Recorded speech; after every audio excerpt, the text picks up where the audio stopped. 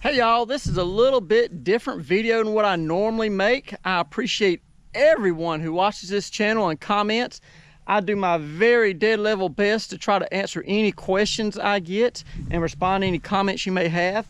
I recently had a viewer who watched a video from about 8 months prior to today, and he had some questions about this particular wavy disc and a bearing replacement I did it in a previous video. A viewer commented that when I put this hub assembly on, that there was too much slop in the axle to bearing juncture. My axle was, quote, way too small for the bearing, and that was creating slop, which was eating bearings. That is entirely 100% false. This shaft is exactly the inner diameter of that bearing, and I'm going to prove that by loosening these bolts, raising the shaft, and showing that there is no slop in the bearing.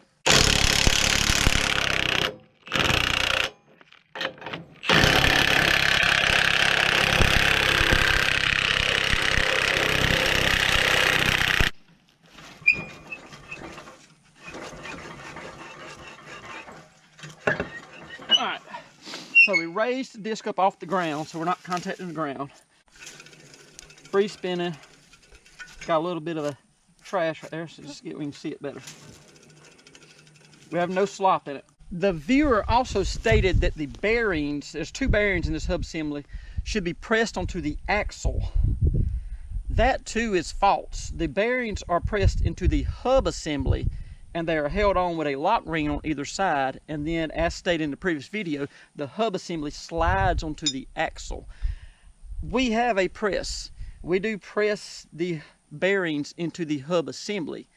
I did mention in the previous video that they were pre-pressed before the video into the hub assembly with a press. However, I'm not aware of any tool on earth that presses hub assemblies onto axles.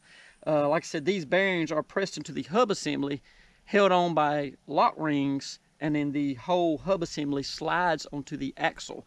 That's very common.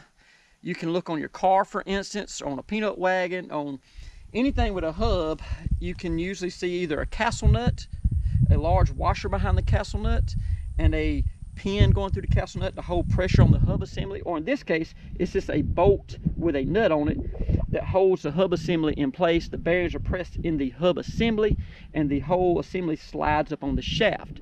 Now, as for the shaft having wear, this is the original shaft that came on this machine 20 years ago. We are fixing to take the shaft off and inspect it for wear.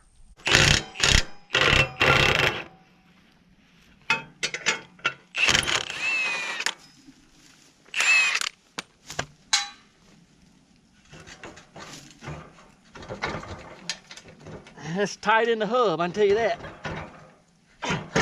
There we go. So, here is the snap rings that hold the bearing in place. These bearings are still good, in working order. The axle does slide through them and holds it in place. There is no play in the axle because there's a bearing right here, and then there's a gap, and there's another bearing over here. So those two bearings, a little bit distance apart, don't allow that bolt to move up and down. There is no movement up and down in that bolt. It is firmly in place. It is not wearing. It is not causing bearings to fail. The thing that causes bearings to fail on this, and we know this because I have run it over a lot of acres. This machine is over 20 years old. It averages about 1,000 acres a year, and I'm the guy that pulls it. I know a thing or two about this machine. What causes it to have bearing failures on the rear is in hard ground conditions. We increase the spring pressure right here, put more downforce on those wavy discs, and that creates more tension at the bottom of the bearing, which then causes bearing failures. Now, in good moisture conditions, soft ground, we have zero bearing failures. If we run the disc straight on hard ground, we generally don't have bearing failures. But if it's really hard ground and we got a lot of down pressure, we will start to see bearings fail. In a high moisture situation, if we turn the disc in as to throw a big bed, that angle creates undue tension on the bearing and will cause bearing failures. So hard angles on the disc or strong down pressures create bearing failures. Low pressure running straight, usually no bearing failures whatsoever. But as the planting season rolls on, conditions change, and sometimes you have to put different settings in here to accomplish the same goal. So you end up putting higher pressure on here to get the bed prepared properly, and that causes bearings to fail. Now, as for the bolt for an axle, some people may think that's a poor design. It's actually a pretty brilliant design, because on other implements, the axle is part of a whole unit, and if we had a bearing go out that damaged the axle, and that is common in bearing failures for axles to be damaged, if the bearing was out so bad that it caused the axle to fail, we would have to cut the axle off with a torch and weld on a new axle and try to get the angle right, or have a whole new foot assembly. But in this case, if something were to cause this axle to fail or get bent or get grooved, as the viewer said it was, if it were to wear to a smaller diameter, we just pull it out and we put a new bolt in. That's like the simplest design ever.